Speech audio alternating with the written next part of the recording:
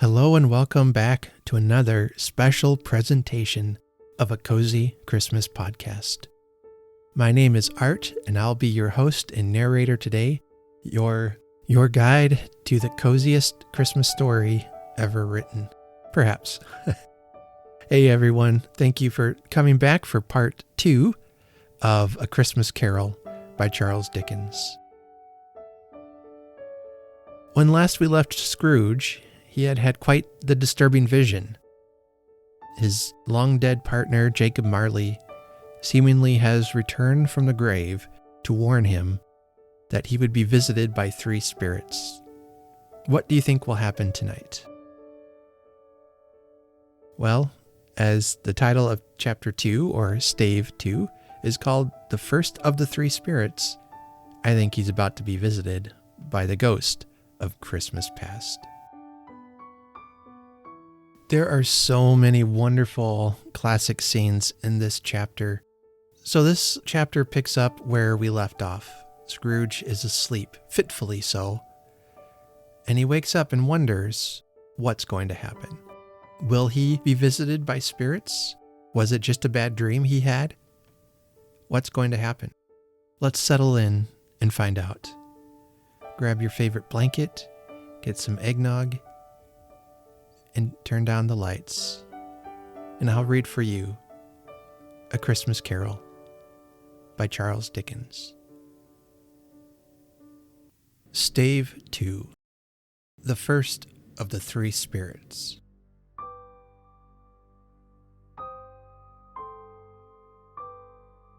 When Scrooge awoke, it was so dark that, looking out of bed, he could scarcely distinguish the transparent window from the opaque walls of his chamber. He was endeavoring to pierce the darkness with his ferret eyes, when the chimes of a neighboring church struck the 4 quarters, so he listened for the hour. To his great astonishment, the heavy bell went on from 6 to 7, and from 7 to 8, and regularly up to 12, then stopped. 12? It was past 2 when he went to bed. The clock was wrong. An icicle must have got into the works. 12. He touched the spring of his repeater to correct this most preposterous clock. Its rapid little pulse beat 12 and stopped. "Why, it isn't possible," said Scrooge, "that I can have slept through a whole day and far into another night. It isn't possible that anything has happened to the sun and this is 12 at noon." The idea being an alarming one, he scrambled out of bed and groped his way to the window. He was obliged to rub the frost off with the sleeve of his dressing gown before he could see anything, and could see very little then. All he could make out was that it was still very foggy and extremely cold, and that there was no noise of people running to and fro and making a great stir, as there unquestionably would have been if night had beaten off bright day and taken possession of the world. There was a great relief, because 3 days after sight of this first of exchange paid to Mr. Ebenezer Scrooge or his order, and so forth, would have become a mere United States security if there were no days to count by. Scrooge went to bed again, and thought and thought and thought it over and over, and could make nothing of it. The more he thought, the more perplexed he was, and the more he endeavored not to think, the more he thought. Marley's ghost bothered him exceedingly.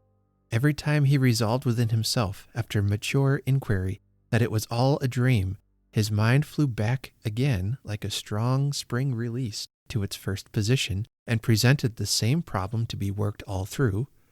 Was it a dream or not?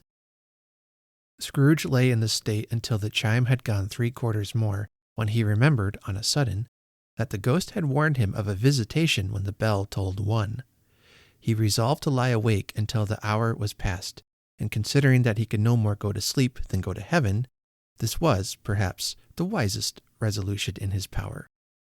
The quarter was so long that he was more than once convinced he must have sunk into a doze unconsciously, and missed the clock. At length it broke upon his listening ear. "Ding dong!" "A quarter past," said Scrooge, counting. "Ding dong!" "Half past," said Scrooge. "Ding dong!" "A quarter to it," said Scrooge. "Ding dong!" "The hour itself," said Scrooge triumphantly, "and nothing else." He spoke before the hour bell sounded, which it now did with a deep, dull, hollow, melancholy 1. Light flashed up in the room upon the instant, and the curtains of his bed were drawn. The curtains of his bed were drawn aside, I tell you, by a hand. Not the curtains at his feet, nor the curtains at his back, but those to which his face was addressed. The curtains of his bed were drawn aside, and Scrooge, starting up into a half-recumbent attitude, found himself face to face with the unearthly visitor who drew them, as close to it as I am now to you, and I am standing in the spirit at your elbow. It was a strange figure, like a child, yet not so like a child as like an old man viewed through some supernatural medium which gave the appearance of having receded from the view and being diminished to a child's proportions. Its hair, which hung about its neck and down its back, was white, as if with age, and yet the face had not a wrinkle in it, and the tenderest bloom was on the skin. The arms were very long and muscular, the hands the same, as if its hold were of uncommon strength. Its legs and feet, most delicately formed, were, like those upper members, bare. It wore a tunic of the purest white, and round its waist was bound a lustrous belt, the sheen of which was beautiful.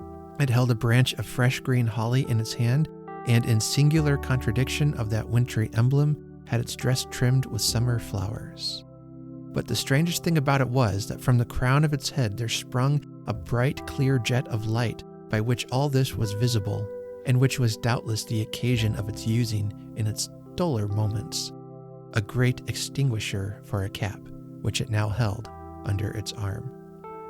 Even this, though, when Scrooge looked at it with increasing steadiness, was not its strangest quality, for as its belt sparkled and glittered now in one part and now in another, and what was light one instant at another time was dark, so the figure itself fluctuated in its distinctness, being now a thing with one arm, now with one leg, now with 20 legs, now a pair of legs without a head, now a head without a body, of which dissolving parts no outline would be visible in the dense gloom wherein they melted away. And in the very wonder of this, it would be itself again, distinct and clear as ever. Are you the spirit, sir, whose coming was foretold to me?" asked Scrooge. "I am." The voice was soft and gentle, singularly low, as if instead of being so close beside him, it were at a distance. "Who and what are you?" Scrooge demanded.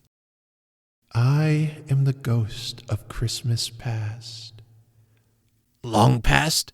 inquired Scrooge, observant of its dwarfish stature. "No, your past." Perhaps Scrooge could not have told anybody why, if anybody could have asked him, but he had a special desire to see the spirit in his cap, and begged him to be covered. "What?" exclaimed the ghost. "Would you so soon put out with worldly hands the light I give? Is it not enough that you are one of those whose passions made this cap, and force me through whole trains of years to wear it low upon my brow?" Scrooge reverently disclaimed all intention to offend or any knowledge of having willfully bonneted the spirit at any period of his life. He then made bold to inquire what business brought him there. "Your welfare," said the ghost. Scrooge expressed himself much obliged, but could not help thinking that a night of unbroken rest would have been more conducive to that end. The spirit must have heard him thinking, for it said immediately, "Your reclamation, then. Take heed." It put out its strong hand as it spoke, and clasped him gently by the arm. "Rise and walk with me." It would have been in vain for Scrooge to plead that the weather and the hour were not adapted to pedestrian purposes. The bed was warm, and the thermometer a long way below freezing, that he was clad but lightly in his slippers, dressing gown, and nightcap, and that he had a cold upon him at that time. The grasp, though gentle as a woman's hand, was not to be resisted. He rose, but finding that the spirit made towards the window, clasped its robe in supplication. "I am mortal," Scrooge remonstrated, and liable to fall. "Bear but a touch of my hand there," said the Spirit, laying it upon his heart, "and you shall be upheld in more than this." As the words were spoken, they passed through the wall and stood upon an open country road, with fields on either hand. The city had entirely vanished. Not a vestige of it was to be seen. The darkness and the mist had vanished with it, for it was a clear, cold winter day with the snow upon the ground. "Good heaven!" said Scrooge, clasping his hands together as he looked about him. "I was bred in this place. I was a boy here." The Spirit gazed upon him mildly. Its gentle touch, though it had been light and instantaneous, appeared still present to the old man's sense of feeling. He was conscious of 1,000 odors floating in the air, each one connected with 1,000 thoughts and hopes and joys and cares long, long forgotten. "Your lip is trembling," said the ghost. "And what is that upon your cheek?" Scrooge muttered, with an unusual catching in his voice, that it was a pimple, and begged the Spirit to lead him where he would. "You recollect the way?" inquired the Spirit. "Remember it?" cried Scrooge with fervor. "I could walk it blindfold." "Strange to have forgotten it for so many years," observed the ghost. "Let us go on." They walked along the road, Scrooge recognizing every gate and post and tree, until a little market town appeared in the distance with its bridge, its church, and winding river. Some shaggy ponies now were seen trotting towards them with boys upon their backs, who called to other boys in country gigs and carts driven by farmers. All these boys were in great spirits and shouted to each other until the broad fields were so full of merry music that the crisp air laughed to hear it. "These are but shadows of the things that have been," said the ghost. "They have no consciousness of us." The jocund travelers came on, and as they came, Scrooge knew and named them every one. Why was he rejoiced beyond all bounds to see them? Why did his cold eye glisten, and his heart leap up as they went past? Why was he filled with gladness when he heard them give each other Merry Christmas as they parted at crossroads and byways for their several homes? What was Merry Christmas to Scrooge? Out upon Merry Christmas, what good had it ever done to him? "The school is not quite deserted," said the ghost. "A solitary child, neglected by his friends, is left there still." Scrooge said he knew it, and he sobbed. They left the high road by a well-remembered lane, and soon approached a mansion of dull red brick, with a little weathercock-surmounted cupola on the roof, and a bell hanging in it. It was a large house, but one of broken fortunes, for the spacious offices were little used, their walls were damp and mossy, their windows broken, and their gates decayed. Fowls clucked and strutted in the stables, and the coach houses and sheds were overrun with grass. Nor was it more retentive of its ancient state within, for entering the dreary hall and glancing through the open doors of many rooms, they found them poorly furnished, cold, and vast. There was an earthly savor in the air, a chilly bareness in the place, which associated itself somehow with too much getting up by candlelight and not too much to eat. They went, the ghost and Scrooge, across the hall to a door at the back of the house. It opened before them and disclosed a long, bare, melancholy room, made barer still by lines of plain deal forms and desks. At one of these, a lonely boy was reading near a feeble fire, and Scrooge sat down upon a form and wept to see his poor forgotten self as he had used to be. Not a latent echo in the house, not a squeak and scuffle from the mice behind the paneling, not a drip from the half-thawed waterspout in the dull yard behind, not a sigh among the leafless boughs of one despondent poplar, not the idle swinging of an empty storehouse door, no, not a clicking in the fire, but fell upon the heart of Scrooge with softening influence and gave a freer passage to his tears. The Spirit touched him on the arm and pointed to his younger self, intent upon his reading. Suddenly, a man in foreign garments, wonderfully real and distinct to look at, stood outside the window with an axe stuck in his belt and leading by the bridle an ass laden with wood. "Why, it's Ali Baba!" Scrooge exclaimed in ecstasy. "It's dear old honest Ali Baba. Yes, I know. One Christmas time, when yonder solitary child was left here all alone, he did come for the first time, just like that. Poor boy." "And Valentine," said Scrooge, "and his wild brother Orson, there they go. And what's his name, who was put down in his drawers asleep at the gate of Damascus? Don't you see him? And the Sultan's groom turned upside down by the genie. There he is upon his head. Serve him right. I'm glad of it. What business had he to be married to the princess?" To hear Scrooge expending all the earnestness of his nature on such subjects in a most extraordinary voice, between laughing and crying, and to see his heightened and excited face, would have been a surprise to his business friends in the city, indeed. "There's the parrot," cried Scrooge, "green body and yellow tail, with a thing like a lettuce growing out of the top of his head. There he is. Poor Robinson Crusoe, he called him, when he came home again after sailing round the island. Poor Robinson Crusoe, where have you been, Robinson Crusoe? The man thought he was dreaming, but he wasn't. It was the parrot, you know. There goes Friday, running for his life to the little creek. Hallo, hoop, halloo!"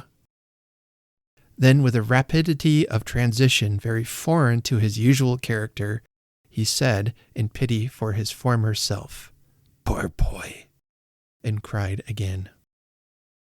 I wish, Scrooge muttered, putting his hand in his pocket and looking about him after drying his eyes with his cuff. "But it's too late now." "What is the matter?" asked the spirit. "Nothing," said Scrooge. "There was a boy singing a Christmas carol at my door last night. I should like to have given him something. That's all." The ghost smiled thoughtfully and waved its hand, saying as it did so, "Let us see another Christmas." Scrooge's former self grew larger at the words, and the room became a little darker and more dirty. The panels shrunk, the windows cracked, fragments of plaster fell out of the ceiling, and the naked laths were shown instead. But how all this was brought about, Scrooge knew no more than you do. He only knew that it was quite correct, that everything had happened so, that there he was, alone again, when all the other boys had gone home for the jolly holidays. He was not reading now, but walking up and down despairingly. Scrooge looked at the ghost, and, with a mournful shaking of his head, glanced anxiously towards the door. It opened, and a little girl, much younger than the boy, came darting in, and putting her arms around his neck, and often kissing him, addressed him as her dear, dear brother. "I have come to bring you home, dear brother," said the child, clapping her tiny hands and bending down to laugh. "To bring you home, home, home." "Home, little Fan?" returned the boy. "Yes," said the child, brimful of glee. "Home for good and all. Home for ever and ever. Father is so much kinder than he used to be that home's like heaven. He spoke so gently to me one dear night when I was going to bed that I was not afraid to ask him once more if you might come home, and he said, 'Yes, you should,' and sent me in a coach to bring you, and you're to be a man," said the child, opening her eyes, "and are never to come back here. But first we're to be together all the Christmas long and have the merriest time in all the world." "You are quite a woman, little Fan," exclaimed the boy. She clapped her hands and laughed and tried to touch his head, but being too little, laughed again and stood on tiptoe to embrace him. Then she began to drag him in her childish eagerness towards the door, and he, nothing loath to go, accompanied her. A terrible voice in the hall cried, "Bring down Master Scrooge's box there!" And in the hall appeared the schoolmaster himself, who glared on Master Scrooge with a ferocious condescension, and threw him into a dreadful state of mind by shaking hands with him. He then conveyed him and his sister into the veriest old well of a shivering best parlor that ever was seen, where the maps upon the wall and the celestial and terrestrial globes in the windows were waxy with cold. Here he produced a decanter of curiously light wine and a block of curiously heavy cake, and administered installments of those dainties to the young people, at the same time sending out a meager servant to offer a glass of something to the postboy, who answered that he thanked the gentleman, but if it was the same tap as he had tasted before, he had rather not. Master Scrooge's trunk being by this time tied on to the top of the chaise, the children bade the schoolmaster good-bye right willingly, and getting into it, drove gaily down the garden sweep, quick wheels dashing the hoar-frost and snow from off the dark leaves of the evergreens like spray. "Always a delicate creature, whom a breath might have withered," said the ghost, "but she had a large heart." "So she had," cried Scrooge. "You are right. I will not gainsay it, spirit. God forbid." "She died a woman," said the ghost, "and had, as I think, children?" "One child," Scrooge returned. "True," said the ghost. "Your nephew." Scrooge seemed uneasy in his mind, and answered briefly, "Yes." Although they had but that moment left the school behind them, they were now in the busy thoroughfares of a city where shadowy passengers passed and repassed, where shadowy carts and coaches battled for the way, and all the strife and tumult of a real city were. It was made plain enough by the dressing of the shops that here, too, it was Christmas time again. But it was evening, and the streets were lighted up. The ghost stopped at a certain warehouse door and asked Scrooge if he knew it. "Know it," said Scrooge. "Was I apprenticed here?" They went in, at sight of an old gentleman in a Welsh wig sitting behind such a high desk that if he had been 2 inches taller, he must have knocked his head against the ceiling. Scrooge cried in great excitement, "Why, it's old Fezziwig! Bless his heart, it's Fezziwig alive again!" Old Fezziwig laid down his pen and looked up at the clock, which pointed to the hour of 7. He rubbed his hands, adjusted his capacious waistcoat, laughed all over himself, from his shoes to his organ of benevolence, and called out in a comfortable, oily, rich, fat, jovial voice, "Yo-ho there, Ebenezer, Dick!" Scrooge's former self, now grown a young man, came briskly in, accompanied by his fellow prentice. "Dick Wilkins, to be sure," said Scrooge to the ghost. "Bless me, yes, there he is. He was very much attached to me, was Dick. Poor Dick, dear, dear." "Yo-ho, my boys," said Fezziwig. "No more work tonight. Christmas Eve, Dick. Christmas, Ebenezer." "Let's have the shutters up," cried old Fezziwig with a sharp clap of his hands, "before a man can say Jack Robinson." You wouldn't believe how those two fellows went at it. They charged into the street with the shutters, 1, 2, 3, had them up in their places, 4, 5, 6, barred them and pinned them, 7, 8, 9, and came back before you could have got to 12, panting like racehorses. "Hilly-ho!" cried old Fezziwig, skipping down from the high desk with wonderful agility. "Clear away, my lads, and let's have lots of room here. Hilly-ho, Dick! Cheer up, Ebenezer!" Clear away! There was nothing they wouldn't have cleared away, or couldn't have cleared away, with old Fezziwig looking on. It was done in a minute. Every movable was packed off as if it were dismissed from public life for evermore. The floor was swept and watered. The lamps were trimmed. Fuel was heaped upon the fire, and the warehouse was as snug and warm and dry and bright a ballroom as you would desire to see upon a winter's night.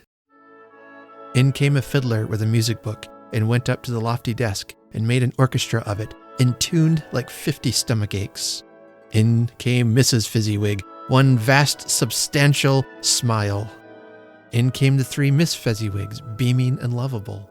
In came the 6 young followers whose hearts they broke. In came all the young men and women employed in the business. In came the housemaid with her cousin the baker. In came the cook with her brother's particular friend the milkman.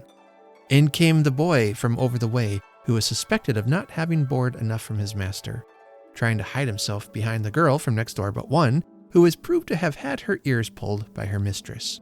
In they all came, one after another, some shyly, some boldly, some gracefully, some awkwardly, some pushing, some pulling. In they all came, anyhow and everyhow. Away they all went, 20 couple at once, hands half round and back again the other way, down the middle and up again, round and round in various stages of affectionate grouping. Old top couple always turning up in the wrong place, new top couple starting off again as soon as they got there, all top couples at last, and not a bottom one to help them. When this result was brought about, old Fezziwig, clapping his hands to stop the dance, cried out, "Well done!" And the fiddler plunged his hot face into a pot of porter, especially provided for that purpose. But scorning rest upon his reappearance, he instantly began again, though there were no dancers yet, as if the other fiddler had been carried home, exhausted, on a shutter, and he were a brand new man resolved to beat him out of sight or perish. There were more dances, and there were forfeits, and more dances, and there was cake, and there was negus, there was a great piece of cold roast, and there was a great piece of cold boiled, and there were mince pies, and plenty of beer. But the great effect of the evening came after the roast and boiled, when the fiddler, an artful dog, mind, the sort of man who knew his business better than you or I could have told it him, struck up Sir Roger de Coverley. Then old Fezziwig stood out to dance with Mrs. Fezziwig, top couple too, with a good stiff piece of work cut out for them, 3 or 4 and 20 pair of partners, people who would not be trifled with, people who would dance and had no notion of walking.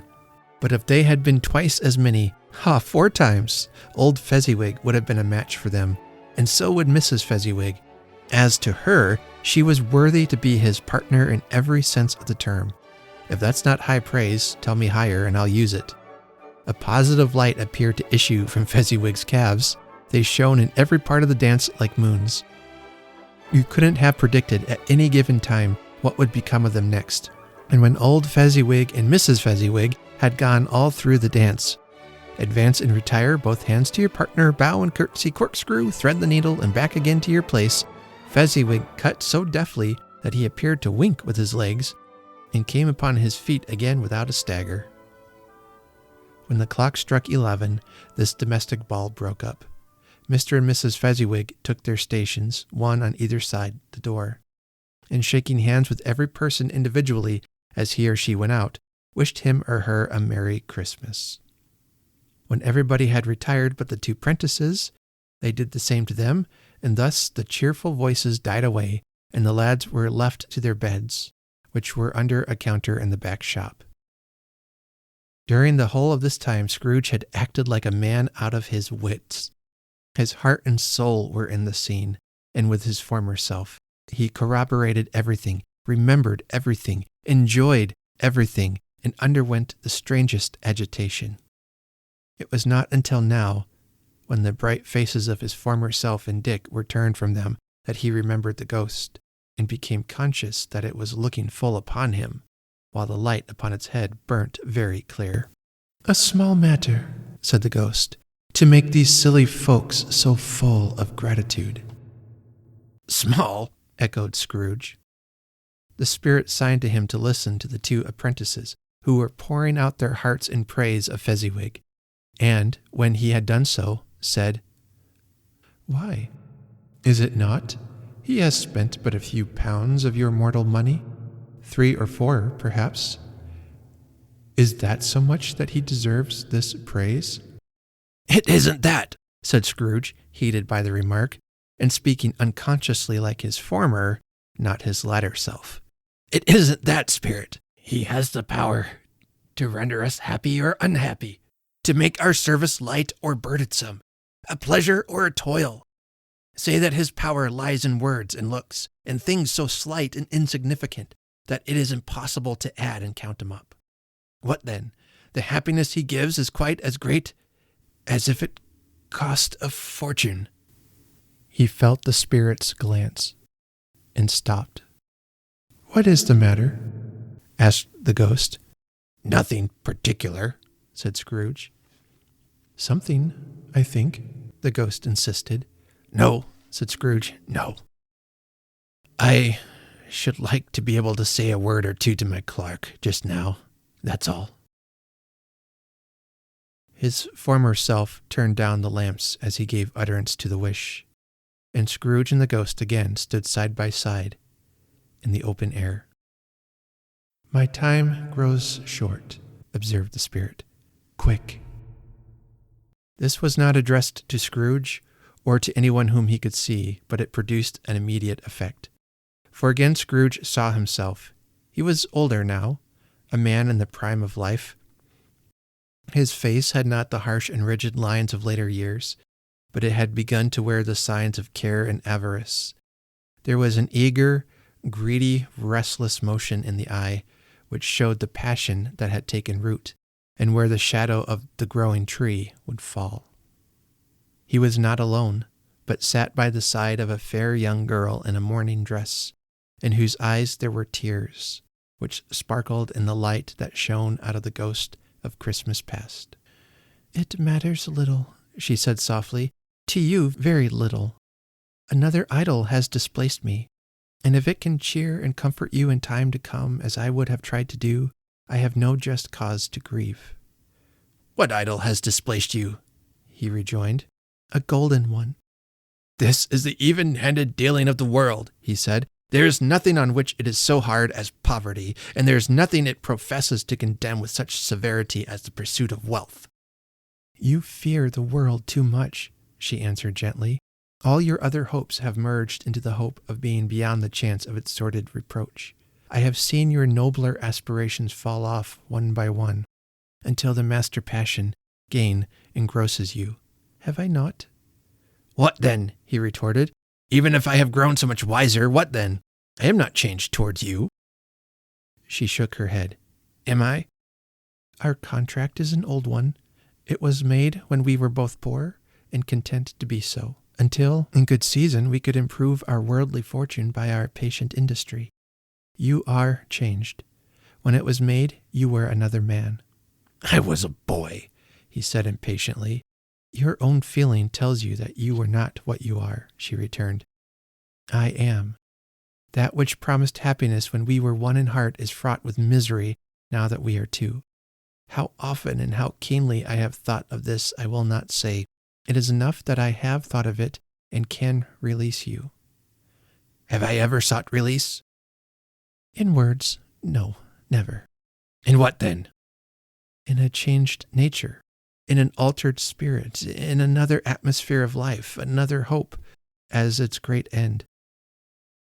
In everything that made my love of any worth or value in your sight. If this had never been between us," said the girl, looking mildly but with steadiness upon him, "tell me, would you seek me out and try to win me now? Ah, no." He seemed to yield to the justice of the supposition in spite of himself, but he said, with a struggle, "You think not?" "I would gladly think otherwise if I could," she answered. "Heaven knows. When I have learned a truth like this, I know how strong and irresistible it must be. But if you were free today, tomorrow, yesterday, can even I believe that you would choose a dowerless girl? You who, in your very confidence with her, weigh everything by gain? Or choosing her, if for a moment you were false enough to your one guiding principle to do so? Do I not know that your repentance and regret would surely follow? I do, and I release you, with a full heart, for the love of him you once were." He was about to speak, but with her head turned from him, she resumed, "You may, the memory of what is past half makes me hope you will, have pain in this. A very, very brief time, and you will dismiss the recollection of it gladly, as an unprofitable dream from which it happened well that you awoke. May you be happy in the life you have chosen." She left him, and they parted. "Spirit," said Scrooge, "show me no more. Conduct me home. Why do you delight to torture me?" "One shadow more," exclaimed the ghost. "No more," cried Scrooge. "No more. I don't wish to see it. Show me no more." But the relentless ghost pinioned him in both his arms and forced him to observe what happened next. They were in another scene and place, a room not very large or handsome, but full of comfort. Near to the winter fire sat a beautiful young girl, so like the last that Scrooge believed it was the same, until he saw her, now a comely matron, sitting opposite her daughter. The noise in this room was perfectly tumultuous, for there were more children there than Scrooge in his agitated state of mind could count. And unlike the celebrated herd in the poem, they were not 40 children conducting themselves like one, but every child was conducting itself like 40. The consequences were uproarious beyond belief, but no one seemed to care. On the contrary, the mother and daughter laughed heartily and enjoyed it very much. And the latter, soon beginning to mingle in the sports, got pillaged by the young brigands most ruthlessly. What would I not have given to be one of them? Though I never could have been so rude, no, I wouldn't for the wealth of all the world have crushed that braided hair and torn it down. And for the precious little shoe, I wouldn't have plucked it off, God bless my soul, to save my life. As to measuring her waist in sport, as they did, bold young brood, I couldn't have done it. I should have expected my arm to have grown round it for a punishment and never come straight again. And yet I should have dearly liked, I own, to have touched her lips, to have questioned her, that she might have opened them, to have looked upon the lashes of her downcast eyes and never raised a blush, to have let loose waves of hair, an inch of which would be a keepsake beyond price. In short, I should have liked, I do confess, to have the lightest license of a child, and yet to have been man enough to know its value. But now a knocking at the door was heard, and such a rush immediately ensued that she, with laughing face and plundered dress, was borne towards it in the center of a flushed and boisterous group, just in time to greet the father, who came home attended by a man laden with Christmas toys and presents. Then the shouting and the struggling and the onslaught that was made on the defenseless porter. The scaling him with chairs for ladders, to dive into his pockets, to spoil him of brown paper parcels, hold on tight by his cravat, hug him round the neck, pummel his back, and kick his legs in irrepressible affection. The shouts of wonder and delight with which the development of every package was received, the terrible announcement that the baby had been taken in the act of putting a doll's frying pan into his mouth, and was more than suspected of having swallowed a fictitious turkey glued on a wooden platter. The immense relief of finding this a false alarm, the joy and gratitude and ecstasy. They are all indescribable alike. It is enough that by degrees the children and their emotions got out of the parlor, and by one stair at a time up to the top of the house, where they went to bed, and so subsided. And now Scrooge looked on more attentively than ever, when the master of the house, having his daughter leaning fondly on him, sat with her and her mother at his own fireside, and when he thought that such another creature, quite as graceful and as full of promise, might have called him father, and been a springtime in the haggard winter of his life, his sight grew very dim indeed. "Belle," said the husband, turning to his wife with a smile, "I saw an old friend of yours this afternoon." "Oh, who was it?" "Guess." "Oh, how can I? Tut, don't I know?" she added in the same breath, laughing as he laughed. "Mr. Scrooge." "Mr. Scrooge it was. I passed his office window, and as it was not shut up and he had a candle inside, I could scarcely help seeing him. His partner lies upon the point of death, I hear, and there he sat alone. Quite alone in the world, I do believe." "Spirit," said Scrooge in a broken voice, "remove me from this place." "I told you these were shadows of the things that have been," said the ghost. "That they are what they are, do not blame me." "Remove me," Scrooge exclaimed. "I cannot bear it." He turned upon the ghost, and seeing that it looked upon him with a face in which, in some strange way, there were fragments of all the faces it had shown him, wrestled with it. "Leave me! Take me back! Haunt me no longer!" In the struggle, if that can be called a struggle in which the ghost, with no visible resistance on its own part, was undisturbed by any effort of its adversary, Scrooge observed that its light was burning high and bright, and dimly connected that with its influence over him. He seized the extinguisher cap, and by a sudden action pressed it down upon its head. The spirit dropped beneath it, so that the extinguisher covered its whole form. But Though Scrooge pressed it down with all his force, he could not hide the light, which streamed from under it in an unbroken flood upon the ground.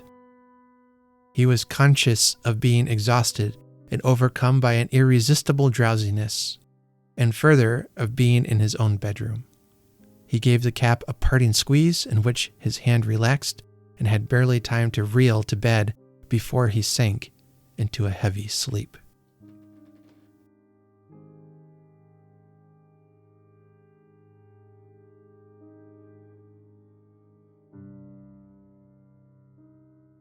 Thank you for listening to part 2.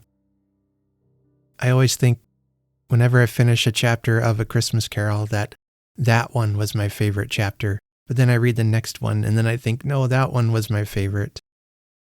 There were such classic scenes here that it was so fun to read. The Fezziwigs, the different characters that Scrooge meets. I love how when Scrooge is first transported to the past, he sees his younger self and he weeps, he cries, his heart is already breaking. He's already beginning to have regret. What a great step towards redemption is regret. I like the symbolism with the Ghost of Christmas Past, how it's very weird. His body shape seems like it keeps changing and he seems distant yet near and fading yet coming in clear. And it's just like our memories, isn't it? How our memories tend to fade or come back. Some are clear, some aren't, some are foggy. Memories of things past can have a tremendous impact on us and can often bring us to tears. And I love the masterly way Dickens writes this, where he sees his little sister Fan, and the ghost just asks him a question that there's so much in just the way he answers when it says that she had children, and Scrooge is like, 1, and the ghost says, yes, you're right, or your nephew Fred, and all Scrooge says is yes. I just think there's so much emotion, so much power in that one word that Dickens is able to convey. Because now my mind goes back to the beginning of the chapter where we see how carelessly and almost cruelly Scrooge treats Fred, and realizing maybe that's where this comes from. He had such love and he cared for his little sister, and Fred coming into this life, I think maybe, Scrooge sees this as Fred's fault. He sees Fred as this living reminder of his sister, and it hurts him, and he doesn't want to be hurt. So he's secluding himself. He's cutting himself off from the world around him, and he's becoming angry and bitter and lonely, morose. He's withdrawn. He doesn't want to be hurt again. Whew, what a night Scrooge had. I love how when Scrooge sees himself as his younger self in the schoolhouse, and he sees that he's reading the book of, I think it's probably Arabian Nights collection of short stories, I think is what it's called. That he found joy, he found solace, he found escape in stories. Much of the same way I find delight and escape and joy in this story and stories like it. Well, I hope you're enjoying me reading this aloud. I have loved it. All of Dickens' books just feel like they want to be performed, and this has been so fun. So thank you for listening. It is December 3rd. I hope you have your tree up and you're getting some Christmas shopping done. Otherwise, I will see you Monday with another episode of A Cozy Christmas Podcast. I'm excited about Monday's episode. I will have the folks from the Birmingham Children's Theater back on the podcast to talk about their new play this year, Elves 2.0. I'll also be reviewing it in an upcoming episode with Gracie. So until we meet again, be kind, do good, and remember that there is nothing in the world so irresistibly contagious as laughter and good humor. Have a very Merry Christmas.